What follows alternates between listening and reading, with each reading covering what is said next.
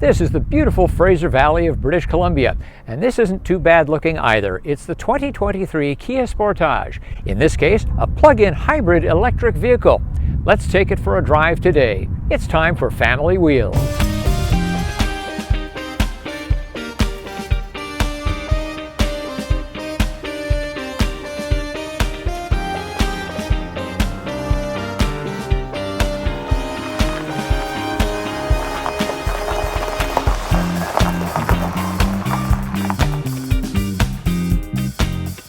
Compact crossover slash SUV, with the exception of pickup trucks, is the biggest selling vehicle in North America. And here we have the bread and butter vehicle for Kia.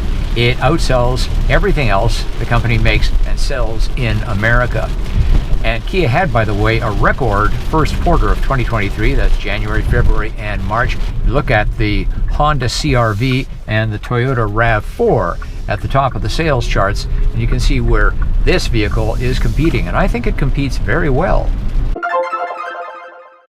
The Sportage has 3 powertrains available. Straight internal combustion engine, it's about 187 horsepower, naturally aspirated 4. Then you go to a turbo 4, which is a hybrid electric vehicle or gasoline electric hybrid. Here with the PHEV, we have 261 horsepower combined and a 1.6 liter turbo 4. There's also a 6-speed automatic transmission, and on this spec, all-wheel drive. This is one of many PHEVs that has an all-electric range estimated at just over 50 kilometers, just over 30 miles. And while its all-electric range is pretty average, it'll probably handle most of a day's local duties while using little or no gasoline. A longer commute, not so much. Perhaps the best aspect, though, is the onboard charger, the equipment which determines how fast the battery can be replenished. It's a 7.2 kilowatt-hour unit, which has twice the charging intake of some other PHEVs, and can better use the output of a level 2 charger, the kind most frequently found in homes. Thus, while a PHEV needs to be plugged in more frequently than a fully electric vehicle, this one can charge up in much less time than some of its rivals, about 2 hours on level 2. You have 3 choices for electric drive. Automatic mode, you can go to hybrid mode, and that's hybrid all the time.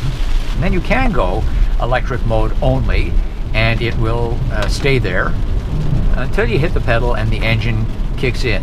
Then in terms of driving modes, we have Eco, Sport, and Smart, and then there are 3 terrain-related modes as well: snow, mud, and sand. On smooth roads, the ride is excellent and quiet.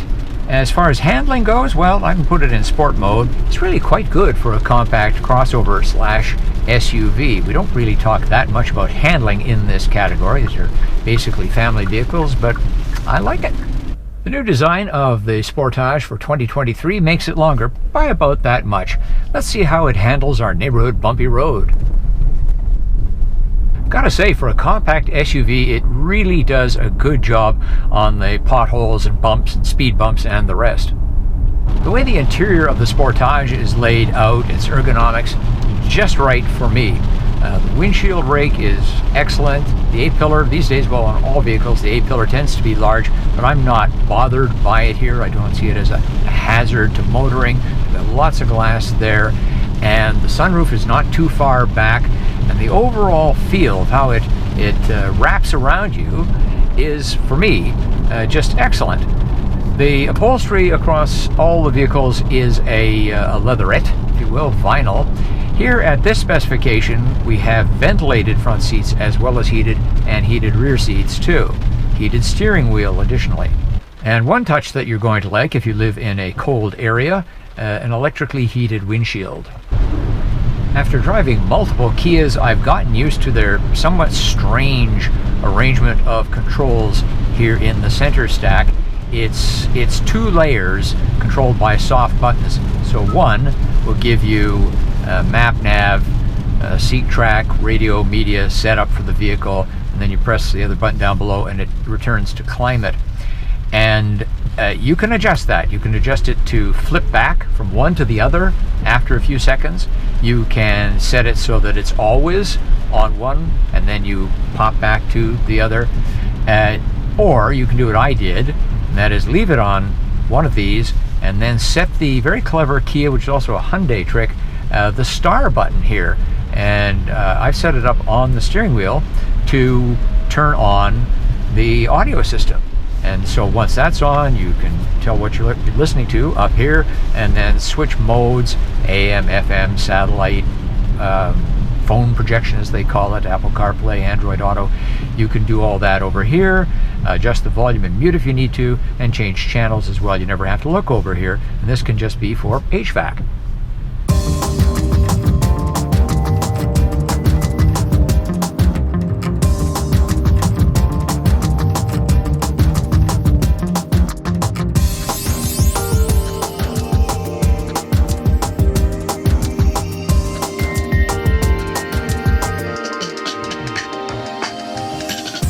New Sportage passes the Family Wheels child seat test. Behind me, a rear-facing child seat, the kind that takes up the most room. Up front, I'm 5 feet 11 inches tall, 180 centimeters, and there's decent room between my knees and the glove box door. Adult passengers won't suffer in the rear seat of the Sportage. Look at all the room I've got for my knees. At this trim level, we have a number of useful features, including heated rear seats. There are a couple of USB Type-C ports, cleverly hidden in the front seats. Also clever, this slot up here. There is a band of rubber, presumably for gripping an electronic device. Also, we have 2 hooks down here. As far as the seats go, they don't adjust fore and aft. However, they do adjust for rake. And additionally, we have a panoramic moonroof. As far as compact SUVs that are also PHEVs, competitors to the Sportage include the Mitsubishi Outlander, Toyota RAV4 Prime, the Ford Escape, and there is, of course, the cousin to this vehicle, the Hyundai Tucson.